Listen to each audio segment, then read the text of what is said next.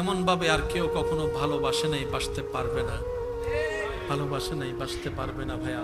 আপনি যদি সত্যিকার ভালোবাসার কদর দিতে জানেন, সত্যিকার ভালোবাসার মূল্যায়ন যদি আপনার ভিতরে থাকে, তাহলে আপনাকে একটা বিষয় মানতেই হবে, রবের ভালোবাসার মতো, নবীর ভালোবাসার মতো আর কোনো ভালোবাসা হয় না, আর কোনো ভালোবাসা হয় না। তো দুনিয়ার ভালোবাসার জন্য যদি আপনি আমি রাত জাগতে পারি, ঘুমটাকে হারাম করে দিতে পারি, দুনিয়ার ভালোবাসা পাওয়ার জন্য যদি রাস্তায় দাঁড় করাইতে পারি, ইগুতে যদি সম্মানে যদি না লাগে, দুনিয়ার ভালোবাসা পাওয়ার জন্য যদি বিপরীত সাইটের হাজার কটু বাক্য যদি সহ্য করে নিতে পারি, দুনিয়ার ভালোবাসা পাওয়ার জন্য যদি হাত কাটতে পারি, দুনিয়ার ভালোবাসা পাওয়ার জন্য যদি দুই বেলা না খেয়ে থাকতে পারি, কেন আমরা রবের ভালোবাসা পাওয়ার জন্য আজকে নামাজটা পড়তে পারি না, 5 ওয়াক্ত নামাজ পড়তে পারি না, তাহাজ্জুদের নামাজটা কেন পড়তে পারি না?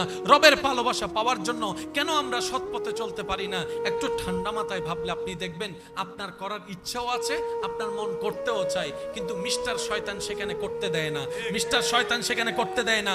অনেক ভাইয়েরা আছেন, অনেক বোনেরা আছেন, আমার সাথে হয়তো একমত হবেন, আল্লাহর রহমতে মন নরম হয়ে অনেকে ফজরের নামাজ পড়ার জন্য মোবাইলে অ্যালার্ম দিয়ে রাখে, ফজর শুরু করব, ফজর থেকে নামাজ শুরু করব, যতই কষ্ট হোক আমি ফজর থেকে নামাজ শুরু করব, কিন্তু আর সেই অ্যালার্মটা কানের মধ্যে বাজে না, কানের মধ্যে শোনা যায় না, ওটাটা আর হয় না। কিন্তু ফুটবলের জন্য অ্যালার্ম দিয়ে যদি রাখা হয়, ফুটবলের অ্যালার্ম বাজার আগে তার চোখ খুলে যায়। পার্থক্যটা কোথায়? আমার তো রুম প্রতিদিনের রুমে, আমার ঘুম তো প্রতিদিনের ঘুমে।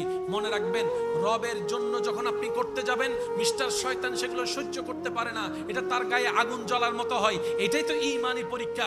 শয়তানে আপনাকে জাহান্নামের দিকে টানবে, আপনি ঈমানি শক্তি দিয়ে রে রবের দরবারের দিকে যাবেন, ঈমানি শক্তির সাথে রবের দরবারের দিকে যাবেন। এটার নামে হচ্ছে জিহাদে আকবর, এটাই রবের সবচাইতে পছন্দ। বলেন না সুবহানাল্লাহ।